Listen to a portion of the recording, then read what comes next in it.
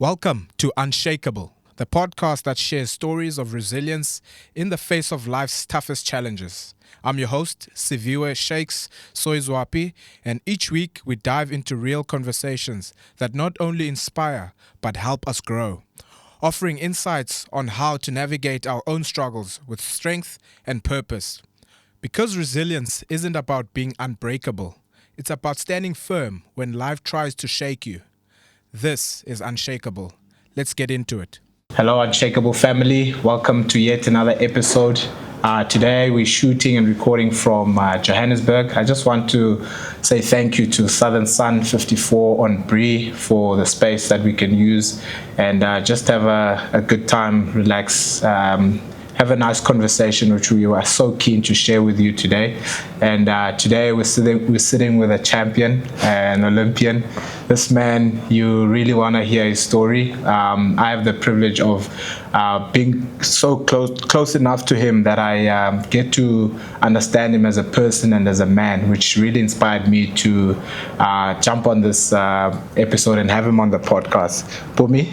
Shakes. Thanks, brother. I really appreciate that you agreed to jump on the pod and just have a chat with me. Oh, thank you. Always any excuse to chat to you. I remember when I said I'll be up in Joburg, I was supposed to be here earlier in the year. Yes. And we've been postponing and wanting to do it, but I'm really glad we could finally do it. Better late than never. You're a busy man. Maybe it's me. I almost blamed it on you, but you are a busy man as well. Living in Joburg now, obviously in the parasport space, your story is remarkable, number one. And the day, even before I met you, I knew about you, watching you on TV. And it was just super special to see the ability, the talent. And like I said, just getting to meet you, the individual that you are. Thank you. Just for our community and Unshakeable family, can you just take us back to the days of KZN, where you're from, your siblings, and the upbringing and how it was back there? Yeah, mina ngiqhamuka kaZulu. Yeah, so indoda umZulu oqotho. You know, every now and again people hear our accents and they forget that we've got a heritage. You know what I mean? So you have to bring out the vernac so that the heritage is front and center. Yeah, but I grew up in a small community called Klaarwater. But it's a Klaarwater. Not an Afrikaans community. It sounds Afrikaans. You know what? It's because we had a stream that was clear water. Oh, so it was named Klaarwater. Nice. But growing up, we don't praat the taal in KwaZulu. So I bet you Klaarwater. So I grew up. Black people are strong in our country. Yeah. So I grew up in Klaarwater. Yeah. It's quite a big family because there was about 16, 17 of us in one household. Always. Yeah. So my gran had to look after her children. Yeah. My mom is one of 6. Wow. She then went and had 4 children, and all my uncles, because she only has brothers, have multiple kids. So in that small community, you've got this massive household where it's all about what can you do for yourself to ensure that the community thrives. But obviously my complication is that I'm born with amniotic band syndrome, deformed clubfoot. I'm the first male child for my mom. And that comes, just a male. It's just, I'm the first child actually. Oh, okay. But it's more important to go back KwaZulu. I love Zulu. I promise you. You know, the patriarchy is unruly in Zululand. But I grew up in a matriarch. Because it was my gran head of the household. My mother's been the head of our household. Yes. And with this amniotic band syndrome and this deformity, it creates a lot of complications. Yes. For example, when I was 3 months old, I had to go back in, get surgery, where they tried to save my foot, which miraculously they did. Nice. But because of all the blood loss, I lost cognitive function. I wasn't able to see, didn't develop hearing until I was about 3 years old. I couldn't walk until I was about 6 years old. Sure. So obviously your development age as a child is delayed. Yes. And with that delay, you don't assimilate into the community as much because you're known as that kid that had that something. Yes. But fortunately, family, my mom and gran always said that your excuse is valid, but so what? Strong women, and Zulu women are strong women. You know how they are. Xhosas and the Zulus, same bloodline, even though they want to deny each other. But because I always grew up with this thing that yes, I'm deformed, yes, I've got a chicken foot that people might not understand. It doesn't change how people will view me as long as I give respect and I learn to challenge myself to be better in the next day. So go through the townships, and then my dad is a police officer. So he gets to the burbs, and when he gets to the burbs, he goes, my child is also gonna study in the burbs. Nice. But you must remember, all I know is Zulu. So that's when I started interacting with English, understanding the medium. And then the journey has been not looking back since then. Amazing. And obviously you touched on being different and people seeing you as different. Did you ever feel at the time that there was judgment from people towards you? Yeah, undoubtedly. Listen, whether you look at kids and you start looking, hey, this guy doesn't have fingers. Kids, they'll ask the question, where are your fingers? They don't shy. They don't shy. What happened to your foot, Chief? You don't have toes. Like, why do you walk with a gangster lip? So they're not shy. They're not shy, but they're honest. But it comes with obviously that naivety of age you're able to deal with. I think it's the adults where it's difficult, where an adult says, this kid can't play with you because they don't understand what you have. I had my own great-grandmother call my foot a deformed chicken foot, and I shouldn't play with my cousins because I might be infectious. So then you have to deal with that as a child, to be like, your own family doesn't want to be around you because of a circumstance you can't control. I mean, I don't choose to be born that way. It just so happened that God gave me this gift. I call it a gift to this day, because without it, I would have never represented the country or seen the world. It's definitely a gift. And I found that out, that your grandmother actually said that at some stage. You said publicly that she did say that.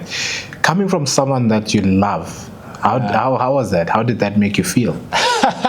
I reflect on it, and my maternal grandmother, Ukoko, always says that she still remembers the day as clear as anything. That I came back, I told her the story, I was in tears, I was so frustrated. I said, the reason why that Ukoko is alive and in her 80s is because she's so evil, the devil doesn't want her. So you were saying that to her? I was saying that to her, like, the devil doesn't want you. Not even God. Not even God, the devil. So it was a strong reaction from a child, because I was like, why would you be this mean? I can't change it. But I think over time, and it was through the guidance of my mother and adults, and as you mature, she gave me a nugget of a lesson that I think anyone can take, is that people will see you how they see you unless you're determined to change that. So my great-grandmother taught me that this is how people see you. They see you as this thing that has a deformity that can't be explained because it's not something that they're used to. So it's my job that I just treat them as humans, and in doing so they get to know me without the facade of what I might wear with no fingers, no toes, or what that might be. So it's been good. It's been a good lesson to go through life, but at the time, I was angrier. For sure, I can imagine. And I mean, those words say it all. And one can say it was warranted, but you know what, sometimes we do get emotional, and we are human, so those things and you are a child, so but the great thing, as I read on further, was that the relationship was restored, and 100%. Like you explained, she remembers it clear as day, because you ended up going back and reflecting on it, because those wounds, to heal those wounds that could have been given to you and you back to her, reciprocated in that way. Your mom, I just want to ask something about your mom, because when I heard your story and when I eventually met you, I soon realized that she played an integral role. And like we said, a strong Zulu woman, you know. do you put it down to the fact that she's Zulu and the culture, that she had such a incredible mindset of resilience and of a victor rather than a victim? Because that definitely just was infectious to you. Do you put that down just the culture and being Zulu? Or? Yes.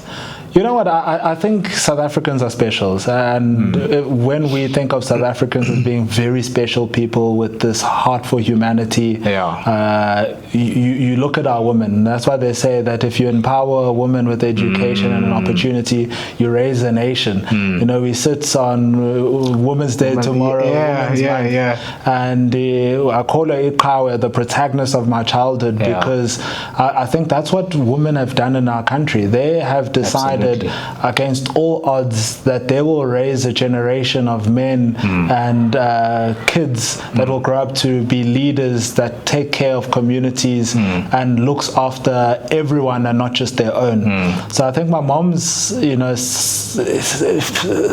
resilience in the fact that she was like, I will call you MPUMELELO, I'll call you success. You're preaching now. Yeah, regardless of what people say. And every day I will remind you that the journey that you choose to walk is your choice. Nobody else can bestow your future onto you. You have to go out and create it. And I see that day in, day out. Zulu, Xhosa, Tsonga, English, because the women of our country have done a lot to ensure that our nation doesn't fall over. And it's only our jobs as those kids that have been benefactors of these women raising us to ensure that we don't do them dirty and we do them proud.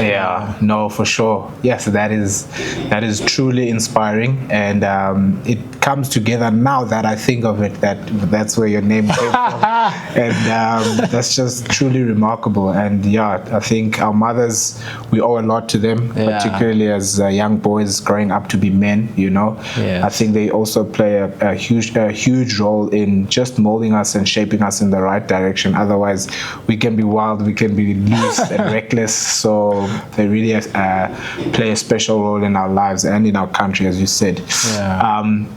With that story, call it a story or just who she was and what she depicted, it reminds me of also something I saw that you used to take on in the hood, in the street. Like, you are like, you know what, you guys can see me in a certain way, but for me, I know. I'll take you on any day, bring it on. Any day, every day. That competitive spirit that you show out there, like nowadays on a Olympic stage, a Paralympic stage, you know what I mean? Yes. I just want you to share the story of, I think someone challenged you as a kid to a race in the streets, and I think you smoked him. He had, I think, a limb deformity. I think you smoked him, and then he kind of asked you if you are into para sports or something in the lines of that. Do you mind just sharing more and alluding to that? So there's two stories there. The first is I remember coming back home and I go, I'm so frustrated. You know, every time I try to play with other kids, there's always this block because they don't understand what this deformity is. At the time, I'm only speaking Zulu, so where am I going to find amniotic band syndrome in my vocabulary from? So I was like, just let it be. It's been like this. So then my mother says, well, what are you going to do about it? And then that's when I had the audacity to go, you know what? I love that. There are kids who have full legs, who have full limbs, have no deformity, but this one I'm faster than. So I started choosing one by one in my neighborhood. And it came at the back of, you know, you realize as kids that the first person who's picked is the fastest kid. Whether we're playing soccer, whether we're playing flipping cricket, it doesn't matter. You want the fast, agile kid because you know that they're going to do something about it. 100%. So then in my head, I wanted to be the fastest kid. And then soon, as you knock out one or two of the weaklings, you sit as one of the fastest kids, and then you develop your craft, and then you're the fastest kid, and then you picked first, and then soon you know when people say, oh, MPUMELELO is at the Paralympic, MPUMELELO Paralympics, why? And the same people that had something to say. Exactly, because you are no longer your circumstance. You now the reality you created with the foundations that your mother, your father, the community that raised you gave you, so that you can propel in the world, right? But the story you're talking about is a guy called Vukile Scotty. I get to university. I commit that I'm going to use athletics to get fit for football again. I go to the under-21 Western Province Championships. There's 13 heats that day. I'm number 8, and you know we've always known Cape Town. Hey, those colors are fast. So we were like, hey, colored communities where speed exists, and it's still the same. Wade Van Niekerk, Cheslin Colby. You know the names are there. 100%. So with that, I have this heart that I've trained for 2 years. So I'm expecting to at least make the finals. But in that heat, I come 7th out of the 8 boys that run. Behind me is Vukile Scotty. Yo, hey, Ntwana! Hey, Betty! From the hood. From the hood. Same hood. In Cape Town now. And he's like, hey, Betty! I'm like, no, Chief, Betty, way. You are beat. The others beat us. You are one of the targets. Now I got you. Yeah, you are got. The rest got me. Then he's like, no, but your situation. I'm like, what situation? He points at my leg. I'm like, forget about that. You don't have an arm, Chief. Betty, let's steal. And then Vukile, bless his soul, said, no, there's the Paralympic Games. There's 10 eligible impairments. You could represent the country. Like, go through this journey because people will recognize your talent for what it is if you enter into the space. And fortunately, I met him, and fortunately, I'm better. And then he was sent by God.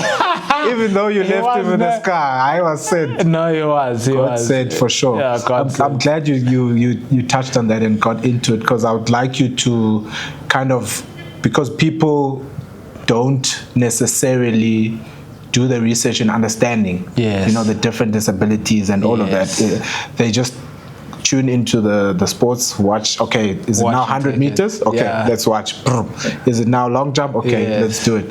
So if you can just explain the different categories in terms of disability and you getting into it eventually. So Paralympic space it seems more complicated than it is. But they've tried to really put a framework where they go, there's 10 eligible impairments. Of these 10 eligible impairments, there's severities to your impairment. So if you think about somebody who's visually impaired, there's somebody who's blind, like technically and academically blind, cannot see. There's somebody who has a visual impairment because they can only see up to 5-10 meters. There's somebody who has a visual impairment to 20 meters. So then that's how you see the classification. You've got visual, you've got physical, you've got intellectual, and that combination then says that, for example, I'm a lower limb single leg deficiency, so then I get a 44 class. But you've got like T means track, F means field for track and field in particular, and then depending on your impairment, you grouped with those individuals so that you can play. And I always call it, it's no difference to what happened in school where there's age groups. If you are a certain age, you must play with people with the same formative ability, so that we can see who is fair and who isn't talented. Even now you've got gender groups, so now you've got ability groups according to your God-given, or sometimes obviously people get into accidents, and then that accident allows you to lose a limb, or you've got some brain aneurysm that becomes cerebral palsy, whatever it might be. So then you have to go through classification. The first one is regional, where they classify you, see if you're eligible. If you are eligible, what class are you? Then that has to be confirmed from a national level. Once it's confirmed nationally, it has to be confirmed internationally. And some classifications are actually reviewed on an annual basis, because you can imagine with your eyes, just now your eyesight gets better. Or if you had a motor function that was previously classed, it could get worse. So we need to downclass you to your own group of people of that motor function. Sorry to interrupt you. Does in terms of like vision, is there, how would they then confirm that, okay, this is, I can only see up to 5 meters, or that person can only see up to 20? Is there a specific way they do that? There is. So what happens is the International Paralympic Committee sets out particular guidelines of what are the tests that need to happen for you to qualify or not qualify, and that's why there's 3 review processes to ensure that, for example, if I put contact lenses, that won't assist my vision being better. It becomes those impairments, eligible impairments, you can't help by using tech enablement so that you see better in that particular example. And then like my class, which is the single leg limb deficiency, because I've got a deformed clubfoot, there's no chance of me ever improving. So then I get a permanent status. So I never have to go back and review, because if you have no toes, you're not going to grow toes. And I got into it by following the exact same format, and it was fairly quick, because within 4 months of my first Paralympic race, 4 months later I was chosen to represent South Africa. 4 months after that I was at my first World Championships. You needed to be there, Chief. You had the talent. You were always first. Like, talent is one thing, you will know. Dedication is everything. True. But initially, apparently, you enjoyed high jump. I'm a high jumper by heart, by brain. It's something I always did. I always was in the top 3 provincially, beating able-bodied athletes. I never thought I was disabled. I love that. It was only that I didn't realize with high jump is that your height matters. So after a certain age where I stopped growing and people were 2 meters, it was much easier for them to go over their own height. What's up with Zulus and being short? Speaks you. Don't go past 1.8 or something. Okay, then you kind of, while you are doing that though, obviously you still had the pace, as I said, like you enjoyed 100%, running. I always enjoyed running. I mean, in rugby I played wing for the longest time because it was the pace. I played wing in football because it was your pacemaker. It was only in university when we had to choose a combination of events in track and field, where my coach said, listen, high jump doesn't really go with anything else. If you're a high jumper, you're a high jumper. You won't find high jumpers in an Olympic final that is also doing the 100-meter sprint. So do you want to maybe do the combination as long jump, which still gives you that explosive power and flight in the air, but use your natural inclination of speed to also do 100 and 200? In that way, you're doing 2 events and not just going there for a singular event where you are the shortest kid in the block and you have to outwork yourself in order just to be at par. So that's how we shifted away. That was very smart. And other sports like rugby, you mentioned, you played football as well. How was that experience? Good. You always enjoyed footy. So I was a soccer player for as young as I've ever known. Rugby, what I actually enjoyed weirdly was flank. So I still remember Maritzburg College got thrown into 3rd team. So not the first team like you, but I got thrown into 3rd team and they put me as lock. Lock. You just said hi to listen carefully. They put me in as lock because basically our lock got injured. I was playing full back. They say, Pumi, you can play any position. You're not a utility back, you're a utility player. I was like, come, it's fine, man. That thing is just about power. They put me in as lock. I catch the ball at kickoff. I run around the whole college on Goldstones and I score the try. So I outpaced the wing. And I remember the college coach said, what lock is this? What lock is this? You remind me of a story of a friend of mine when I started off at the King's Academy.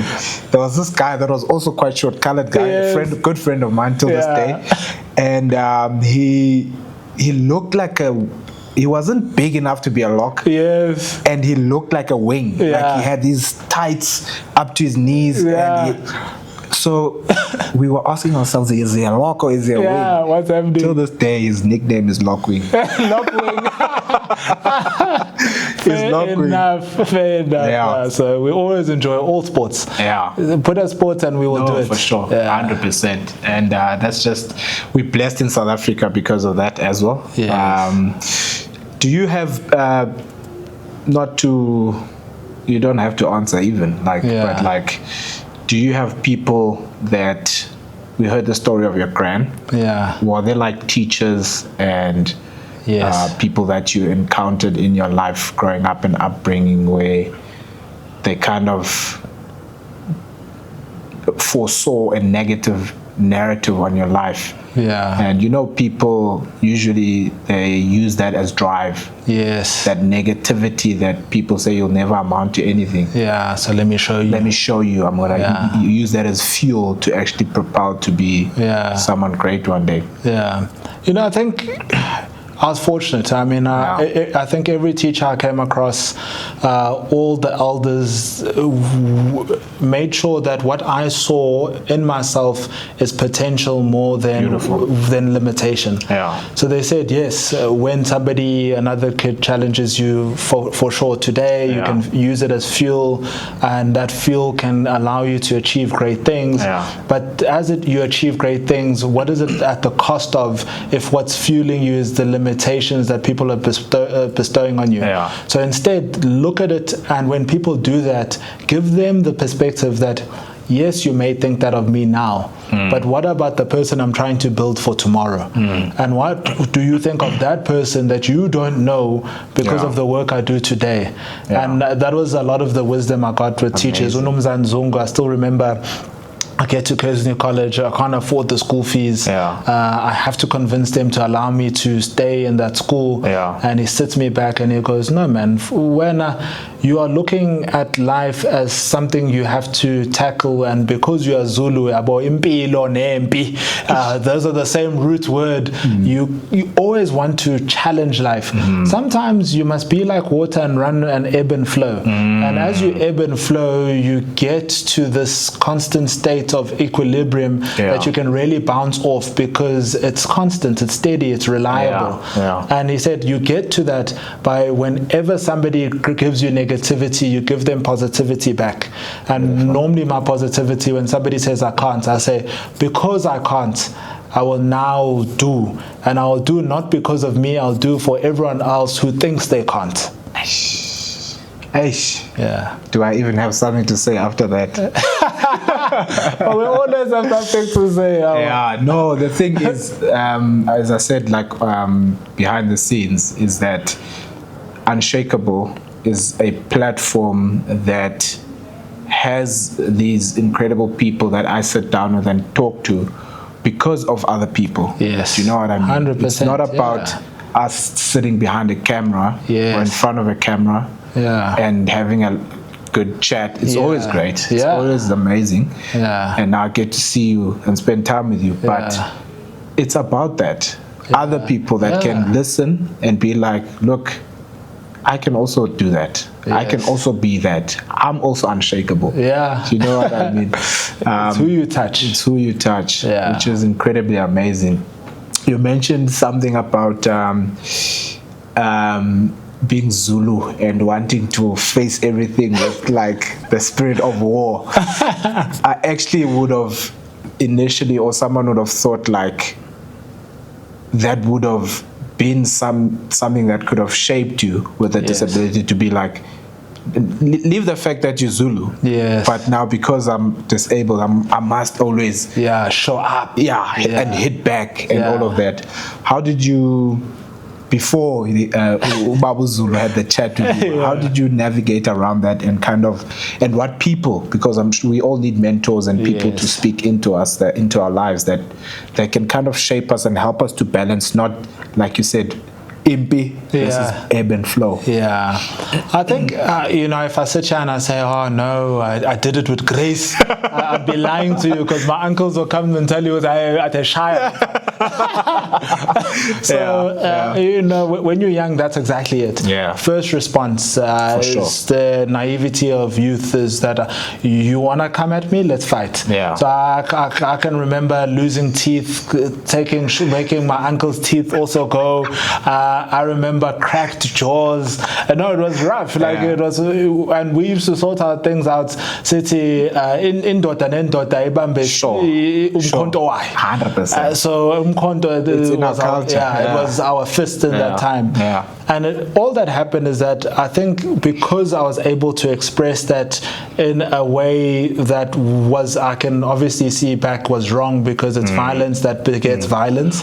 I remember the family units used to say, you guys have done what you've done as children, now we're going to have what we do as adults. So it's never they said stop and whatever you're doing is wrong. They said whatever you do, you're doing as children, and remember that, because you're doing that with an immaturity of not having lived long enough to understand 100%. That violence begets violence. So as adults, we're going to have an actual conversation. How did you feel? Did that make you feel better after you've taken out somebody else's teeth? Oh, of course it makes me feel better. Okay, now that it makes you feel better, does it resolve anything going forward? Of course it doesn't resolve anything going forward. So it was those continuous discussions of, yes, there's an initial reaction, but does the reaction give you the resolve that you are looking for? And it's the adults in my lives that told me, look for the resolve first, because then the resolve will inform the action you have to take. And when that happened is that when I saw somebody that could look at my disability and limit my potential because of it, it was such a nice way to say, you think of this as a disability, we can call it a different ability, but you yourself will have limitations just based on who your parents are. You will have limitations based on where you were born in this world. 100%. And just 100. Because you had those limitations, I didn't think to make it stark and say, therefore you are in this box and you'll never leave. If anything, I thought together with these limitations, we can lean on all our strengths so that we don't become our circumstance. And that's what South Africa is about. 100%. That's so beautiful. And that's also like what family is all about. Always, the mentors, the people that you look up to that raise you and instill those values within you. Since you had all the guys, you had guys that you targeted in the hood, and I always wondered, just interestingly enough, are there any targets on the Olympic stage or able-bodied people that you see that one? I can take it. One day.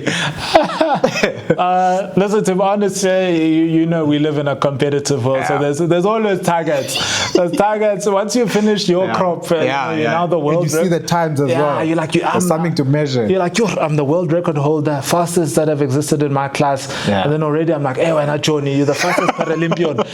So I must finish you quickly. Then after a while, you also chat to Akani. You're like, hey, okay, better than 100, you'll beat me, but I did.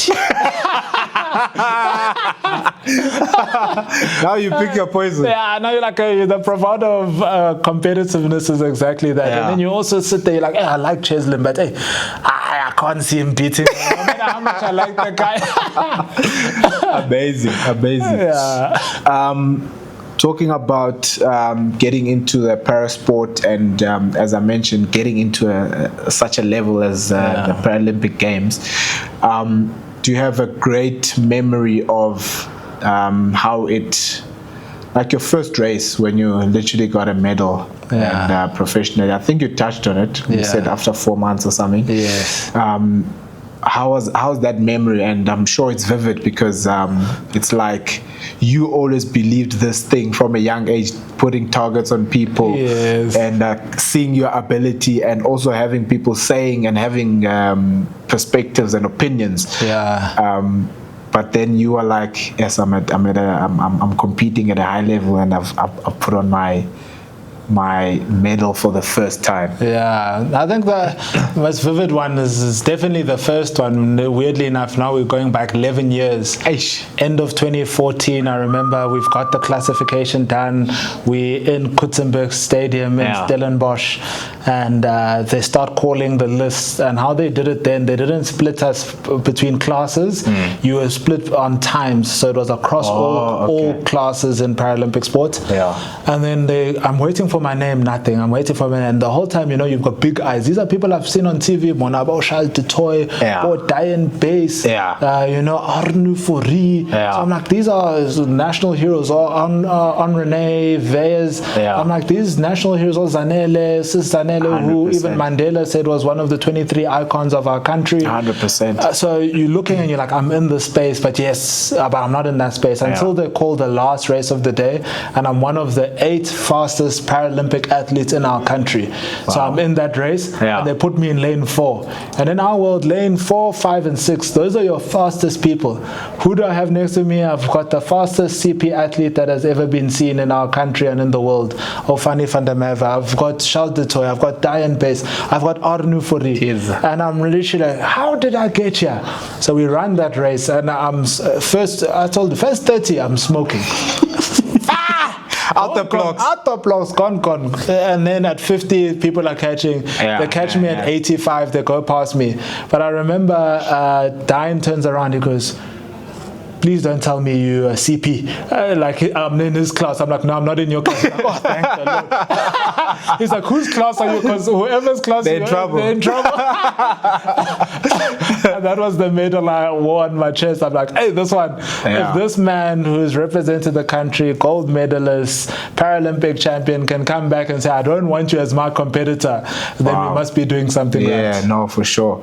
You were doing something right, because you mentioned also lane 4, which took me immediately back to a picture where I looked on the TV screen and I saw you on lane 4 last year. Last year at the Olympics, the Paralympics, and there you smoked them. And I guess my question on that is, how has been the rise from that very first race and seeing and running with people that you are like, okay, I can also do this, to where you are today? Like I said in the beginning, world champion and gold medalist. How was that elevation process? I mean, I always say there's 2 ways of looking at that elevation process. Most of it we like to beautify. We say it's like aging like fine wine because it took 10 years.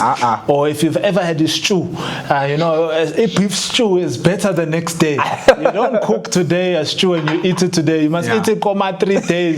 So that 10 years was me stewing so that I could get the real flavor out of myself. I was maturing with age.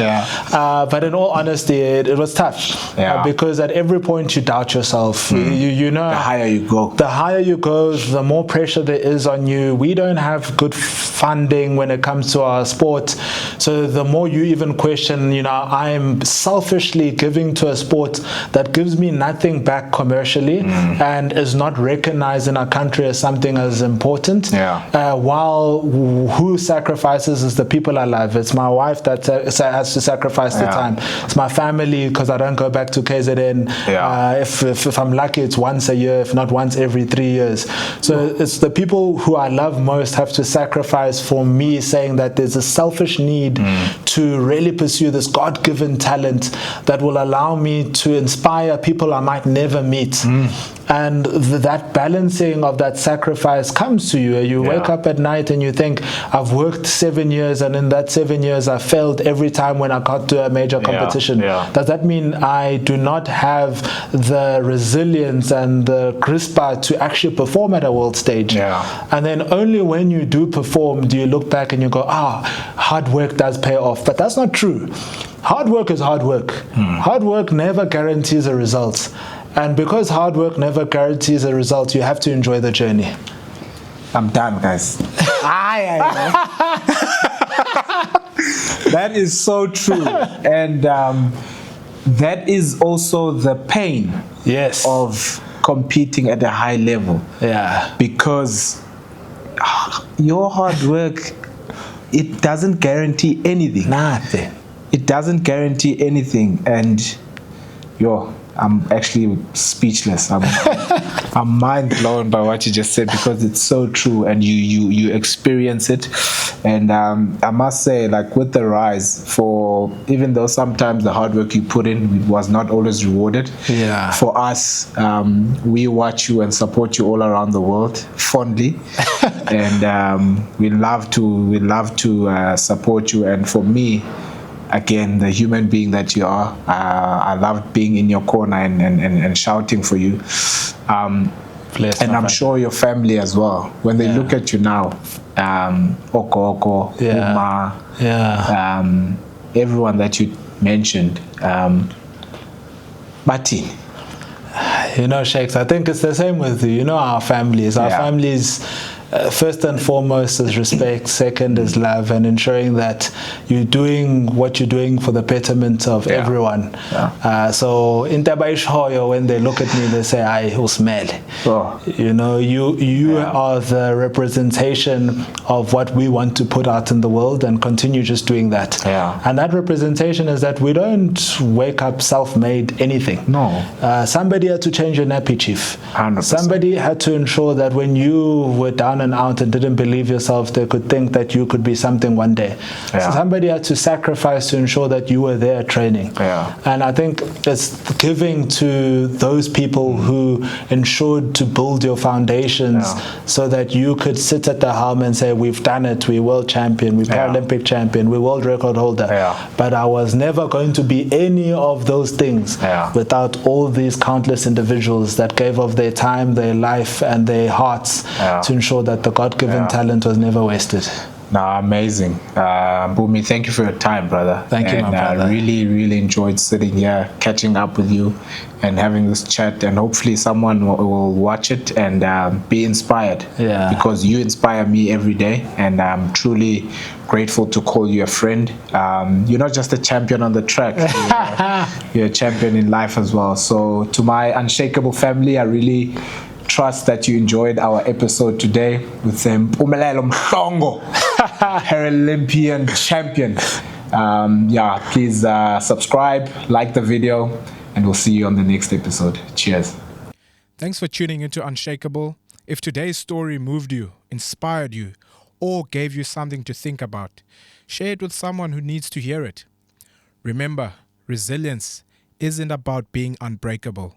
It's about staying rooted when the world shakes. If you haven't already, hit follow, leave a review, and help us grow this community of resilient voices. Until next time, stay grounded, stay growing, stay unshakable.